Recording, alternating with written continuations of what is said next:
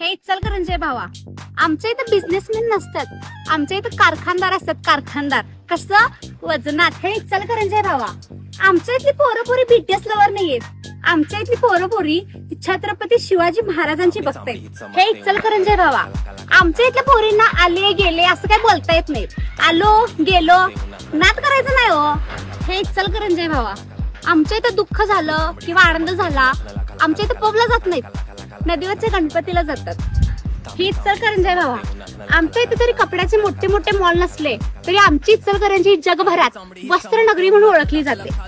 हे इचलकरंजी भावा, आमच्या इथे जरी फूड मॉल मोठे मोठे नसले ना तरी आमच्या इथे खाऊ गल्ली आहे आणि त्याचा विषय कसा आहे, स्वस्तात मस्त. हे इचलकरंजी भावा, आमच्या इथे मोठे मोठे समुद्र नाहीयेत पण समुद्रापेक्षा मोठ्या मनाची माणसं नक्कीच आहेत. हे इचलकरंजी भावा, विषय कुठला पण असू दे, मग तो आयपीएलचा विषय असू दे ना तर कुठली तरी मिरवणूक असू दे, जनता बँकेच्या इथे गर्दीही होणारच.